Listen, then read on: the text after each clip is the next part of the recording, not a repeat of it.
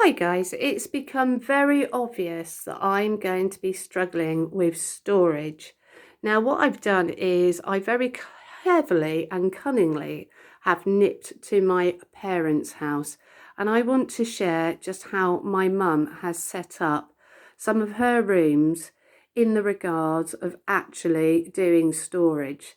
Now, this is the smallest of all the rooms that are upstairs, and it doubles up as a particular bedroom for visitors. And as you can see, it's been predominantly painted in white, and we have a lot of grey or monochrome colours going on.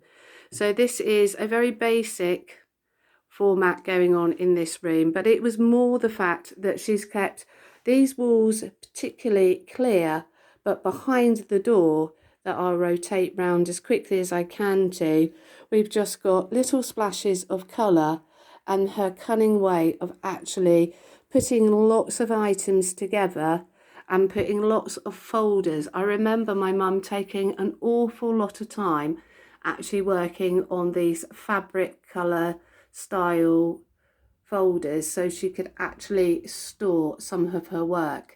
So that took around about, she worked on her storage on and off for approximately 3 months. So I'm going to pop down here and we're going to wander now from her bookshelf and from this particular bedroom into what was predominantly, when I was growing up, my particular bedroom. And as you can see, the white theme goes on throughout. The doors have yet to be changed, and now we're going into what was once considered my bedroom many moons ago. This was an absolutely girly pink bedroom when I grew up. But what I wanted to pop in here for was just share with you some of her work that she's got on the actual walls, because I think that's just a nice finishing touch. And she's yet to put a curtain rail. She's got the curtain rail up, but no curtain. And we've just got some shading going on there from the beautiful ambient light that we've got today. So as you can see, very crisp, very plain. It's yet to have any particular signatures put on. And I remember her spending a very long period of time taking the pine furniture within the home and actually giving everything a coat of paint. Now we're entering the craft room. Now I'm not sure what we're going to find in here, but obviously this is the main feature, and this is where storage comes into its own. Plus workability. You want to be able to use everything that you've got to hand. So I've lovely lots of selections of little containers. Now my mum does predominantly a lot of sewing, so this will not be the first time that I've shared with you this particular room, but as time goes on, she finds more little trinkets and rearranges, like we've got a TV up here. So that just gives her the opportunity to watch videos whilst also taking time out to organise her little sewing skills. We've got all sorts of her last projects as she left it. Bits and pieces of twigs, items, lots of found items. Items that also she's received from her mum and she's kept hold of, which naturally we do. We always like to keep a little something, don't we? Tokens from people that we've got lovely fond memories of. So as you can see, we have to try and get this all into one shot would be exceedingly difficult. But she also has lovely little pieces of ephemera that she's, as I've repeated, collected along her way. She has mood boards, items that she gives her inspiration that she's pulled out of magazines. Music, so just to set an ambient mood.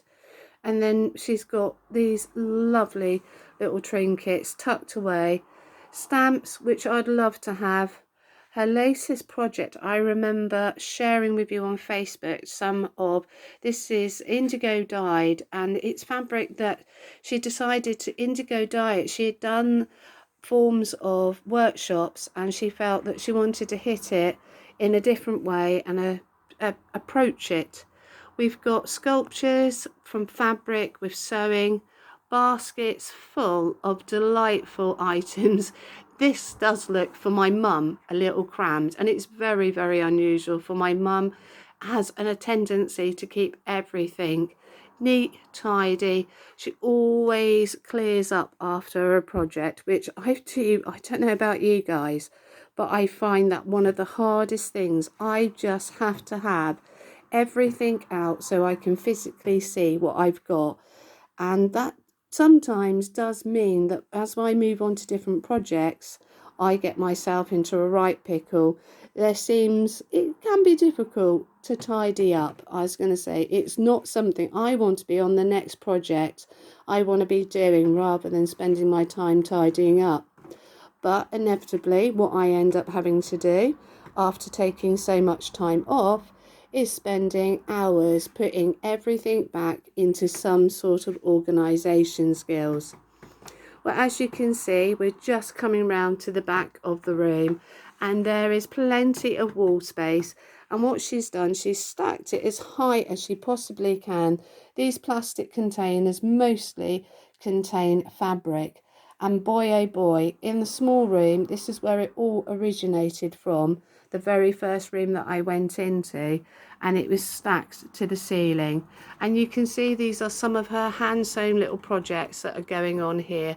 She has just a wealth of ability to just take up her textiles and turn her hand to anything. And these are just some of her projects that she has completed or have ongoing, as we can see. Well, guys, I hope you enjoyed that little tour of my mum's craft room and just some of the other rooms that are in her home. And I will catch up with you shortly. Bye bye.